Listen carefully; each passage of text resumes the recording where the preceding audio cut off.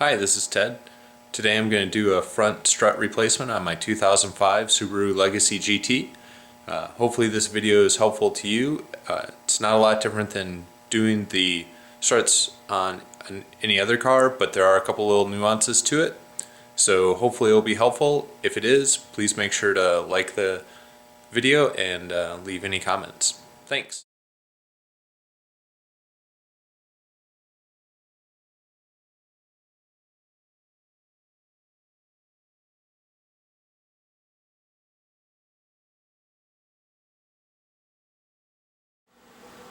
Okay, we're starting with the passenger right hand side of the vehicle. So the first things that we're going to do is, see if I can,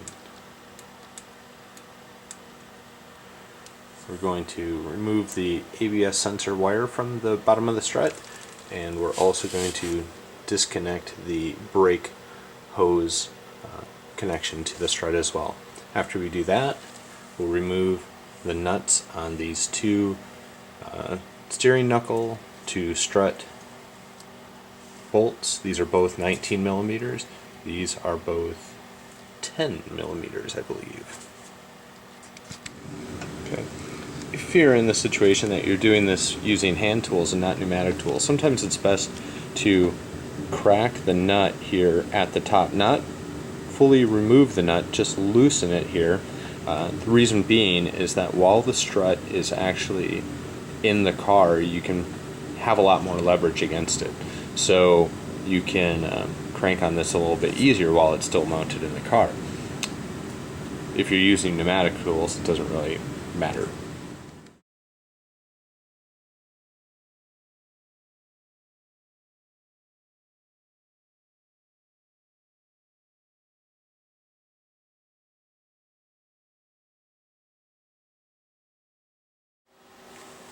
Okay, so we start into this. We're going to start with the passenger side. It's basically the same thing for the driver's side.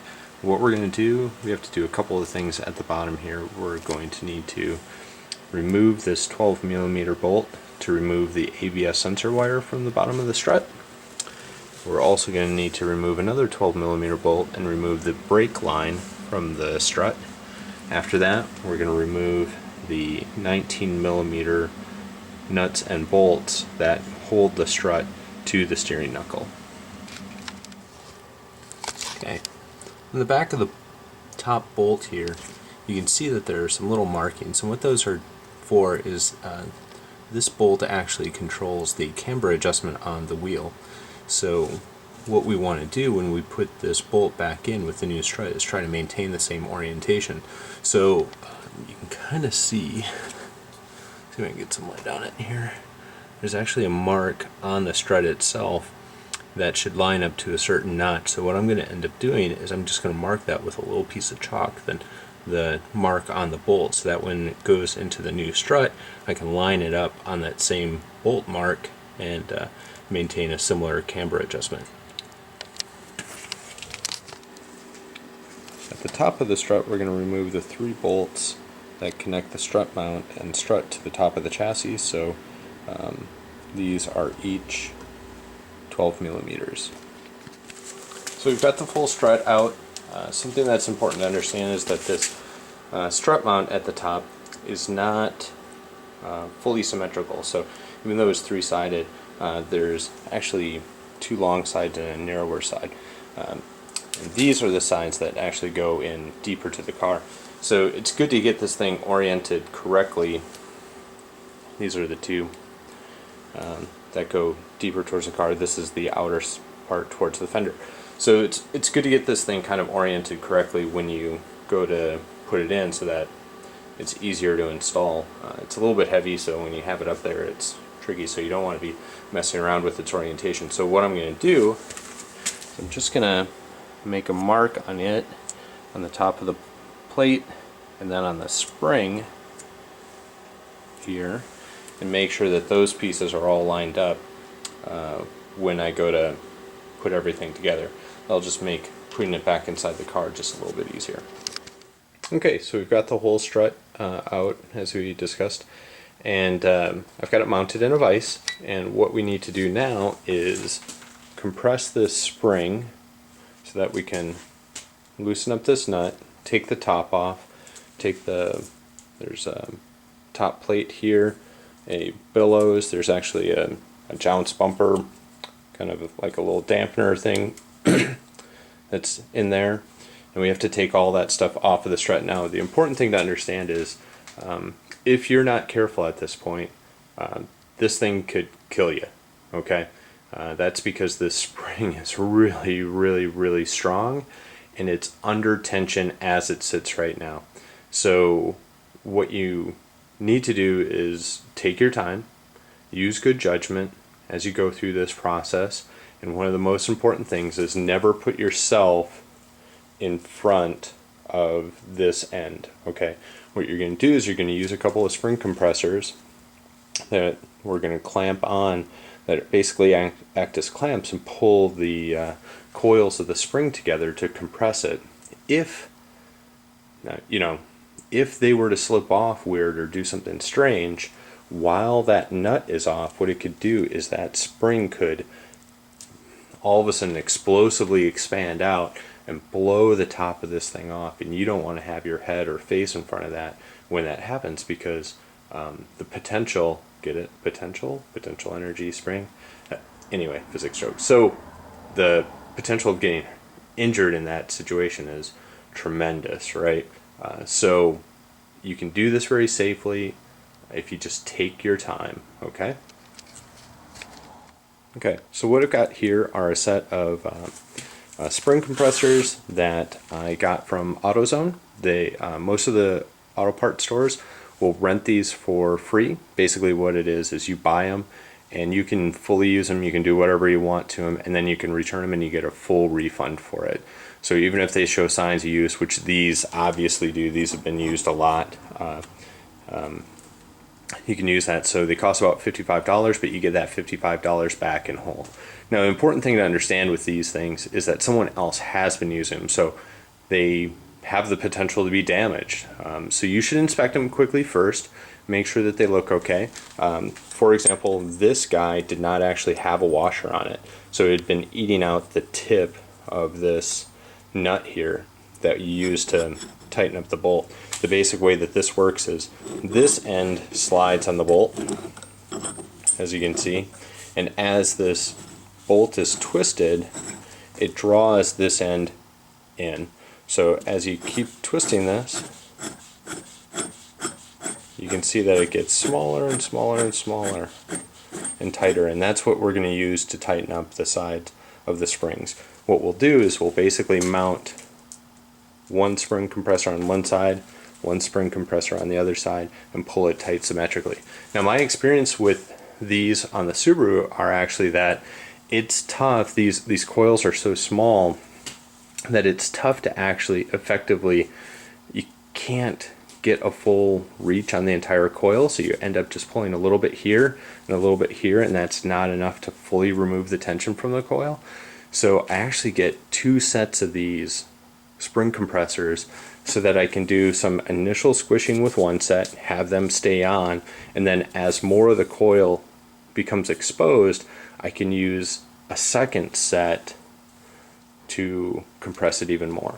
Okay, I'll show you in a second what that looks like. Okay, so I've gone ahead and I've fully compressed the spring. Now you can see what I mean. It looks like, you at first guess you would think, man, he had to compress it all the way from here to here. No, actually, if you recall when we had these on here, they were really only about this far apart, so there just isn't a lot of room to squeeze these compressors in. So you fully compress them down like this, but you do it in 3 different positions. I actually have 3 on here, equally spaced apart, so that it's balanced how it's pulling. You don't want this thing, you want to crank a little on one, crank a little on another, crank a little on another, and you want to ease it all back, because if you just fully compress one set of these, all of a sudden you'll see that the spring will want to bulge out the other side, and it gets really kind of dangerous, because when that bulging occurs, these compressors want to slide around on the springs, and things get really hairy if you do that. So if you just take your time, you know, I do have impact tools, but I didn't use those to do this. I just used a hand wrench right there. You know, this guy just does great. It fits in to these little slots easily, and I was able to compress this thing in 3 to 5 minutes, maybe, really taking my time to do it, because again, this is it's not a rush job that we want to do on this. You want to be safe, so take your time with it. Make sure that the spring is being compressed equally across all 3 points, and you know that you've got this thing compressed enough when you can see the spring will move around now in the strut. Okay, that means that the pressure is off the 2 end plates here. We can safely remove the top, you know, remove this top bolt and get that baby out of there and take everything off. Note, when we take everything off, we're going to take it off in order, and we're gonna place the pieces down onto the workbench nice and in order, so that we keep everything lined up, because these things are directional, so you don't want all the little pieces are directional, and you don't want to put them back together the wrong way. Okay, so I've got everything taken off. I just wanted to give you a quick peek at all the little parts and see kind of how things go. So we've got the retaining nut on the top. This is our bearing. It's a good idea to check there is a real bearing in here. Feel how that, check to see how that guy feels. These are not very expensive. I think they're around maybe 50 bucks. If you're going through this thing, it's not a bad thing. Check to see. Sometimes not just the bearing can be bad. Sometimes the rubber around this can get torn as well. If you're hearing groaning from the front when you're cornering or anything like that, or a clunking noise, it could be that your strut mount is actually bad. Okay, there's a washer. This washer sits, I'm saying everything out how it's going to slide down onto the shaft of the strut. So here's a washer, here's the top mounting plate. That washer is going to sit right there. Underneath it was the bellows to keep the shaft of the strut clean. And here's the jounce bumper. This is what, if you end up hitting like you drive over a curb and your suspension fully compresses, this is the last kind of thing that gets bounced, and it bounces between the chassis basically and the top of the strut there.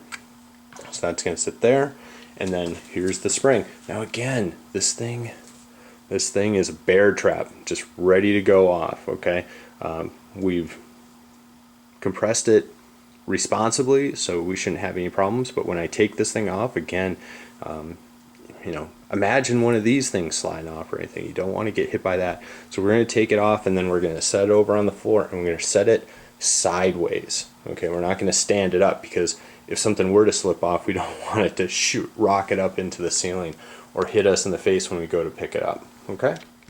Okay, so I've got the new strut in place. I took all my parts, put them back in order. The one part left over is the old nut. The new strut comes with a new nut, and since it has a new little lock nut bushing kind of thing in there, always make sure to use that new nut. Okay, so now that everything is together, I'm going to go ahead and I'm going to loosen up the spring compressors. Same thing as before. I'm going to take it nice and slowly as I do this. Less of a chance that the spring is going to blow the top end off of this, but these compressors are still under tension, so we want to be careful. We don't want one to slip off weird or anything. So I'm just going to take my time making sure to loosen it up, a few rotations on each one and rotating between them as I loosen it up.